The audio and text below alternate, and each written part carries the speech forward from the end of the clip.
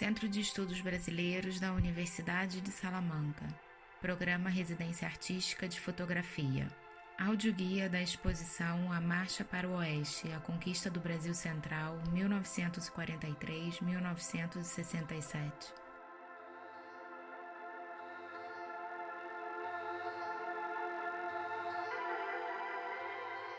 Marcha para o Oeste, a Conquista do Brasil Central.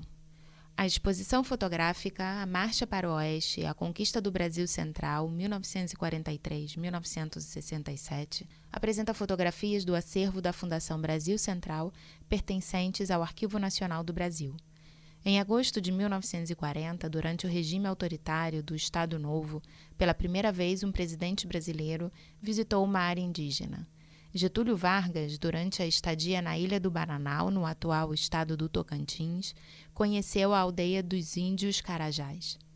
Esta visita se tornou um marco simbólico que animou Vargas a avançar nos planos para a campanha A Marcha para o Oeste, lançada em 1938, para promover o povoamento e o desenvolvimento econômico da região central do território brasileiro. Uma das primeiras realizações da marcha foi a criação da Expedição Roncador-Xingu em junho de 1943. Ao mesmo tempo, para gerenciar a expedição, o governo instituiu a Fundação Brasil Central, órgão federal responsável por viabilizar as condições materiais e recursos humanos necessários para essa nova etapa de colonização, institucionalizando a presença do Estado no interior do país. A expedição Roncador-Xingu tinha o objetivo de desbravar e colonizar as zonas compreendidas nos altos rios Araguaia, Xingu e no Brasil Central e Ocidental. A expedição se tornaria a via de entrada no Grande Sertão dos jovens paulistas e irmãos Orlando, Cláudio e Leonardo Vilas Boas, que ficaram mundialmente conhecidos como os grandes sertanistas brasileiros. A região chamada de Brasil Central nunca existiu oficialmente até o século XX. Era um vasto território habitado por tribos indígenas, com uma população escassa e dispersa, ainda pouco conhecida pela grande maioria da população brasileira. Foi durante o processo de desbravamento das expedições que este espaço territorial foi definido e suas fronteiras delimitadas. No discurso oficial do Estado Novo, o Brasil Central emergia no imaginário nacional como a materialização de um antigo destino: juntar o litoral e o sertão, que era percebido como uma área geográfica dotada de natureza exuberante e com imensas riquezas ainda inexploradas. O projeto de colonização do Brasil Central se inspirou na literatura de relatos de viagens dos exploradores europeus no século XVI, nas crônicas das missões jesuíticas desde o século XVII, nos registros dos bandeirantes, como eram chamados os exploradores do sertão brasileiro na época colonial, e nos relatórios das missões científicas e militares do início do século XX. A Marcha para o Oeste criou novas vias de comunicação no interior do país, estradas e campos de pouso, criou cidades planejadas e conduziu migrações de populações, abrindo caminho para a construção da nova capital do país, Brasília, inaugurada em 31 de abril de 1960.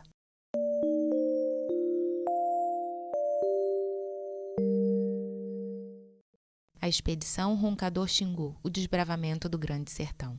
O Estado teve um papel ativo no conjunto das medidas que moldaram a Marcha para o Oeste. A entrada do Brasil na Segunda Guerra Mundial, em um contexto de nacionalismo acentuado, foi a justificação para a execução de um plano de desbravamento no interior do país. Era necessário ocupar e controlar o território, criar bases militares e pistas de pouso, construir pontes e abrir caminho nas matas do sertão. Gerenciada pela Fundação Brasil Central, a Expedição Roncador-Xingu foi a principal frente da Marcha para o Oeste, que devia alcançar a Serra do Roncador, no Mato Grosso, e os rios formadores do rio Xingu. Em 1943, um trem com 19 vagões partiu de São Paulo em direção a Uberlândia, em Minas Gerais, transportando os expedicionários e suporte técnico para a expedição. A etapa seguinte, de 900 quilômetros de estrada de terra, foi superada com caminhões e veículos de transporte até Aragarças, às margens do rio Araguaia. A primeira etapa da expedição Roncador-Xingu chegou à outra margem do rio Araguaia em 1945, depois de avançar 150 quilômetros, desbravando trilhas no sertão com burros de carga, alcançando o Rio das Mortes e as primeiras elevações da Serra do Roncador. Embora os aviões da Força Aérea Brasileira provessem a estrutura de retaguarda, os expedicionários enfrentaram duríssimas condições de sobrevivência, ultrapassando os obstáculos estabelecidos pela própria natureza, caçando para suprir a irregular chegada de mantimentos, lutando contra doenças como a malária e estabelecendo contatos com povos indígenas da região.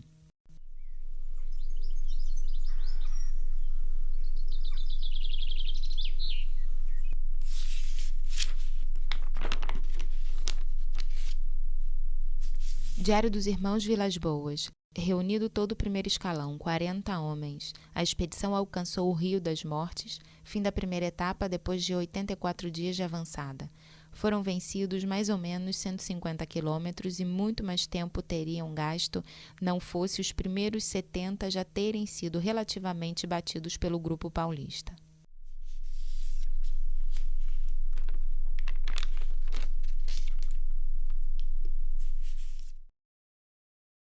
O enorme esforço para avançar em direção ao sertão foi registrado nos diários dos Irmãos Vilas Boas. O Departamento de Imprensa e Propaganda do governo Vargas divulgava através de rádios e jornais uma narrativa com conotações heróicas, tanto da nova colonização das terras no interior do Brasil, como da pretendida pacificação dos índios. Era a nação em movimento rumo ao progresso, como afirmavam os intelectuais da centralização política e administrativa do regime varguista em suas análises publicadas em revistas da época, que tinham o objetivo de atrair migrantes e investidores para o projeto modernizante do governo.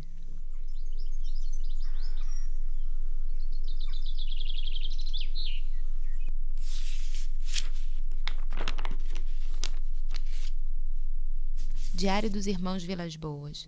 Uma expedição que tem como roteiro furar sertões desconhecidos sempre exerce um fascínio irresistível em todos aqueles que possuem espírito de aventura. Mas a realidade, no mais das vezes, arrefece um impulso. O sertão cobra um tributo pesado do intruso que quer conhecê-lo, desvendá-lo. A condição essencial do candidato é ter uma indiscutível saúde. O tanto de gente que vimos chegar foi o mesmo que vimos partir.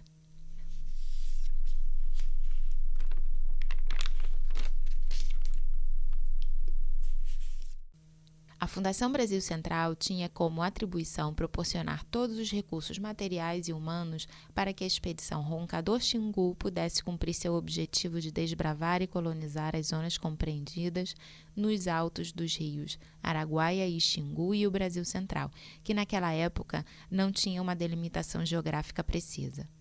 A expedição Roncador-Xingu chegou a Barra Goiânia, em Goiás, em agosto de 1943. A primeira base de operações da Fundação Brasil Central foi instalada na margem direita do rio Araguaia, no pontal do Rio das Garças. Posteriormente, por sugestão do presidente da Fundação Brasil Central, João Alberto, a cidade passou a se denominar Aragarças, fusão dos nomes dos rios Araguaia e Garças. Os irmãos Vilas Boas relataram que, em 17 de abril de 1946, a nossa estação entrou em contato com a base do Mortes. No dia seguinte, depois do longo isolamento, o rádio abriu-nos o mundo lá fora. Justamente agora que já estávamos começando a pensar que o mundo era só isso: chavante, onça, cerrado, chuva e mato.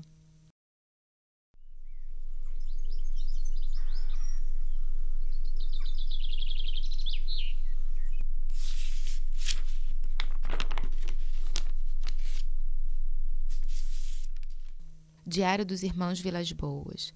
Com a inauguração do campo de Guarapu, ficou assim vencida a primeira grande etapa da expedição Roncador-Xingu. A Serra do Roncador é coisa da retaguarda. As imensas chapadas com seus córregos, seus varjões, cheios de trilhas chavantes, ficaram também definitivamente para trás. Nova etapa temos agora pela frente: vencer uma região diferente, inicialmente a grande mata em cuja orla nos encontramos.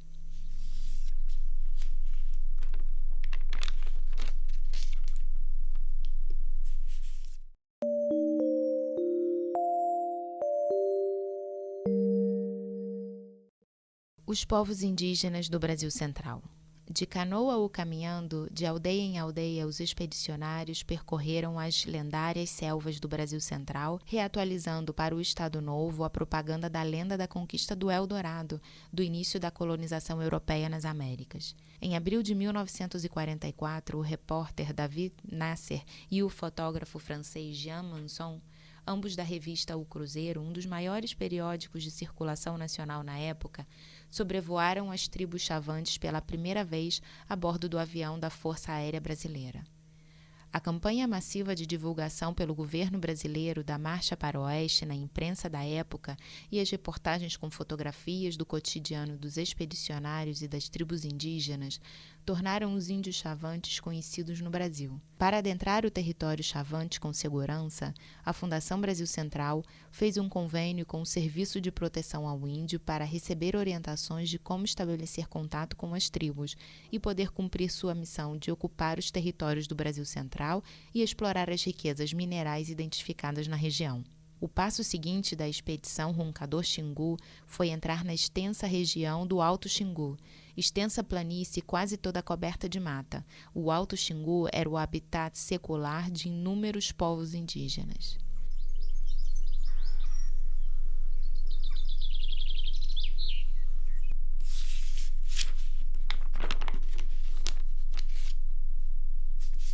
Diário dos Irmãos Vilas Boas. Na verdade, a Amazônia e Brasil Central se encontram, se interpenetram, se ajustam e compõem um quadro admirável.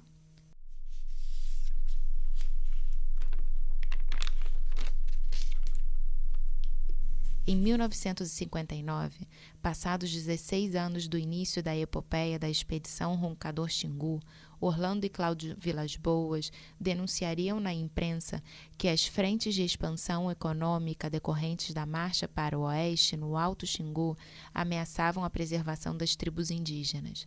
Assim, iniciaram uma campanha com o apoio do diretor do Serviço de Proteção ao Índio, Cândido Rondon, do sanitarista Noel Núteles e do antropólogo Darcy Ribeiro para a demarcação das terras dos povos originários do Mato Grosso, fazendo uma forte oposição ao governo e aos fazendeiros locais.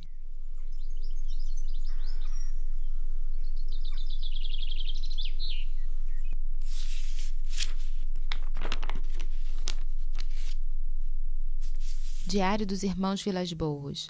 Os índios voltaram a dar sinais. Não se limitam a imitar bichos, assobiar e bater em árvores. Agora há gritos vindos da mata. Seriam os chavantes? Chavante é índio do Cerrado. Registramos a data do primeiro encontro com os chavantes, 25 de julho de 1945. Há dias os índios não davam sinal de vida, mas hoje, domingo, quando caçava, João Pedro deu de frente com um grupo deles. Fugiram ao avistar o tropeiro.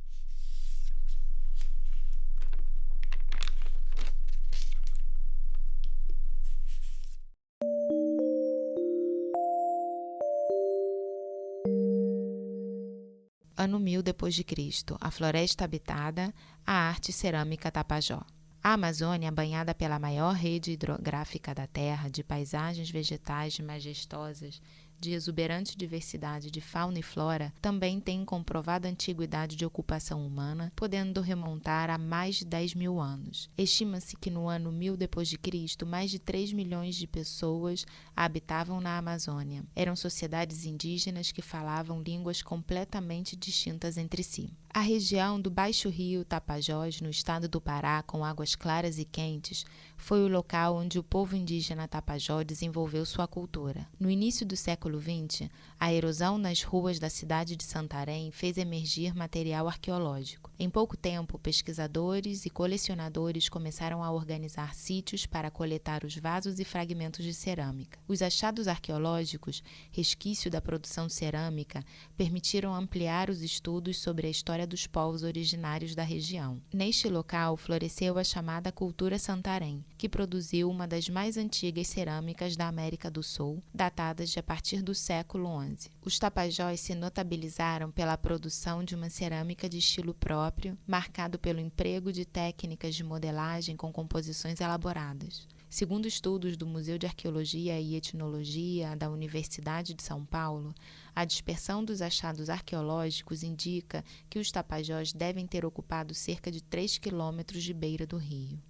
Como na época não havia legislação de proteção desse importante patrimônio, grande parte dos objetos encontrados foi destinada a museus europeus e americanos. Uma dessas coleções pertencia ao casal norte-americano Robert e Rose Brown, que havia realizado escavações em Santarém, no local onde provavelmente havia existido a grande aldeia dos Tapajós no século XI. Essa valiosa coleção foi comprada pela Fundação Brasil Central em maio de 1945. Em 24 de janeiro de 1955, o Museu Nacional do Rio de Janeiro recebeu 6 caixotes com cerâmica indígena contendo todas as peças em pedaços, além de 42 peças já restauradas ou semi-restauradas. As coleções de cerâmicas foram disponibilizadas aos pesquisadores, que produziram diversos estudos descritivos sobre os seus traços formais e estéticos, destacando-se a riqueza das esculturas de homens, mulheres e de animais da floresta tropical, esculpidas de maneira naturalista nos mais variados objetos. O inestimável acervo do Museu Nacional, composto também por objetos e coleções zoológicas, paleontológicas e antropológicas, com destaque para o crânio mais antigo encontrado no Brasil, mais conhecido como Luzia, com cerca de 13 mil anos, foi quase completamente destruído por um incêndio em 2 de setembro de 2018. Vasos de cariátides são pequenos recipientes com a aparência de taça, ornados e constituídos de uma base e 3 peças simétricas. As figuras femininas esculpidas que sustentam a parte superior. Em muitos dos vasos de cariátides, no bojo superior estão fixadas figurações de animais, por exemplo, rãs, urubu-rei e pássaro de bico curvo. As representações de animais, representações zoomorfas, contêm muitos detalhes, tornando único cada vaso produzido. Um vaso tipo garrafa com alça, também chamados de vaso de gargalo. Quanto aos adornos modelados que formam as alças, os pesquisadores notaram que muitos deles são estilizações de jacaré ou de aves.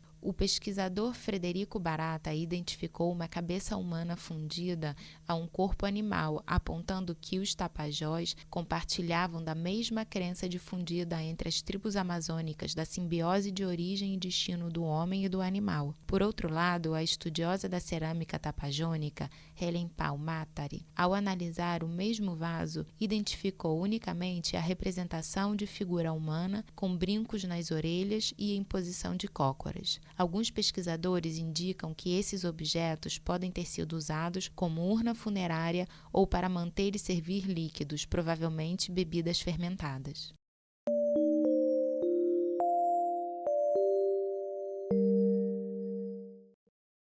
As missões científicas de Helmut Sick.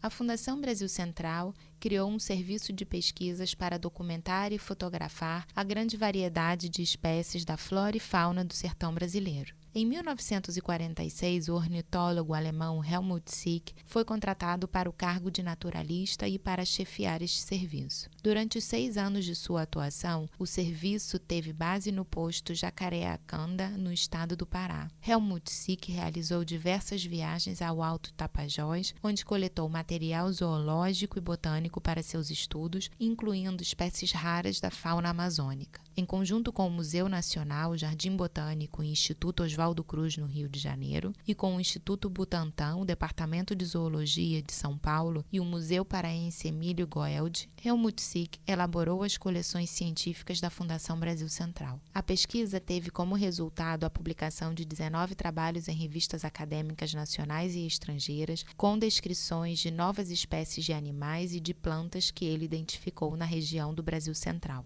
Helmut Sick registrou que o presidente da Fundação Brasil Central tinha um plano para a criação do Museu Naturalista que ocuparia uma ala do futuro prédio da Fundação em Aragarças. Em 19 de abril de 1952, foi inaugurada uma exposição provisória no Hotel Aragarças, que atraiu a visitação da população local e dos arredores. Para a exposição dos animais da região, foi contratado o taxidermista húngaro José Idazi, que junto com Sick viajou para o Alto Xingu, para o Rio das Mortes e o Rio Pindaíba. Com o abundante material coletado, foram montadas 8 vitrines e todos os exemplares exibidos foram classificados. A descrição dos exemplares indicava a denominação popular, o nome científico, o sexo, a data da coleta e a procedência.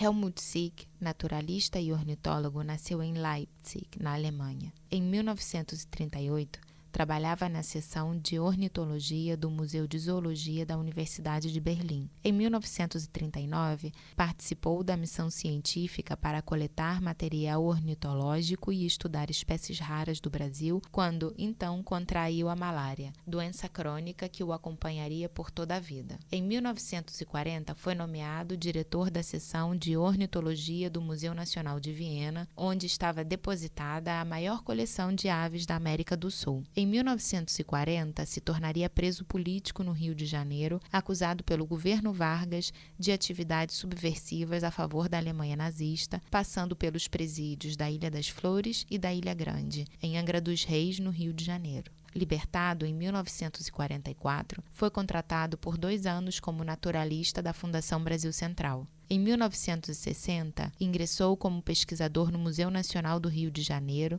se aposentando em 1981, quando obteve o cargo de professor titular na Universidade do Brasil, hoje Universidade Federal do Rio de Janeiro. A partir de 1981, inicia sua mais importante pesquisa, o livro A Ornitologia Brasileira, que descreveu grande parte das espécies de aves e flora conhecidas na época. Publicada primeiramente na Alemanha, foi posteriormente traduzida para o português e para o inglês. Sick produziu livros, artigos, recebeu prêmios, comandou inúmeras expedições científicas pelo Brasil e foi representante do Brasil no Comitê Ornitológico Internacional de 1958 a 1986. Segundo dados do Museu de Astronomia e de Ciências Afins, no Rio de Janeiro, Helmut Sick catalogou mais de 3.000 exemplares de aves, 840 de mamíferos e répteis, 860 de artrópodes e 870 de plantas. Os documentos de sua última grande expedição, realizada em 1978, quando descobriu o habitat da arara azul, no raso da Catarina, na Bahia,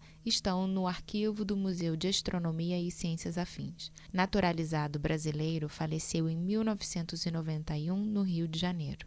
José Idazi nasceu em 1926 em Makó, na Hungria, onde se diplomou pela Escola Superior de História Natural e Geografia. Após a Segunda Guerra Mundial, estudou na Alemanha e na França, obtendo o diploma de Ciências Naturais. Em 1950, chegou ao Rio de Janeiro para trabalhar no Museu Nacional, quando trabalhou com o ornitólogo Helmut Sick. José Idazi e Helmut Sick realizaram expedições científicas em várias regiões do Brasil, identificando novas espécies de aves. Contratado pela Fundação Brasil Central, chegou a Aragarças em 1952. Em 1968, fundou o Museu de Ornitologia de Goiânia, em Goiás. José Idazi foi professor da Pontifícia Universidade Católica. Atualmente tem 92 anos e vive na cidade de Goiânia.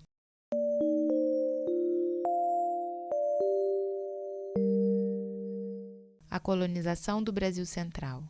A campanha Marcha para o Oeste propagava o avanço da fronteira da civilização em direção ao Brasil Central. Na verdade, a intenção do governo Vargas era dominar a região. Como conquistadores do século XX, almejavam colonizar e explorar economicamente a área que era pouco conhecida da maioria dos brasileiros. Comumente retratada como lugar inóspito, habitado por uma população rarefeita com uma vida social pouco complexa, além de índios hostis e animais selvagens nunca vistos, o Brasil Central contrastava drasticamente com a imagem de urbanidade e o desenvolvimento das cidades litorâneas. No imaginário social da época, a combinação entre a ideia de escassez e as lendas sobre suas possíveis riquezas incalculáveis foi usada largamente nos discursos dos governos para atrair investimentos e mobilizar trabalhadores para a região. A Fundação Brasil Central, amparada pelas forças militares, foi responsável pela construção de uma infraestrutura básica, estradas e pistas de pouso, a Estrada de Ferro Tocantins, redes de comunicação ligando o Rio de Janeiro ao interior do país.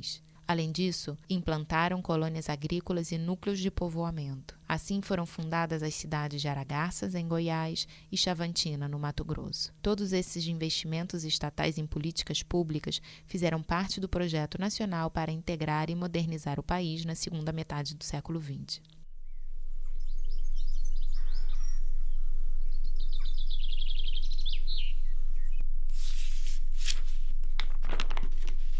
Diário dos Irmãos Vilas Boas. A instalação de um ambulatório médico num lugar que nunca soube que isso existisse foi uma novidade que provocou romarias.